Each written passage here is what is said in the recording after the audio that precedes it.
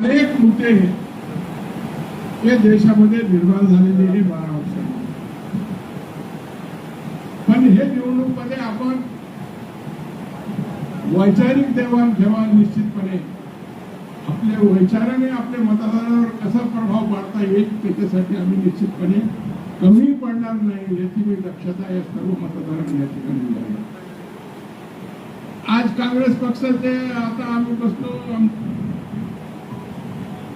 कल्याण काळे साहेब आमचे काँग्रेस पक्षाचे मराठवाड्याचे जिम्मेदार व्यक्ती आहेत।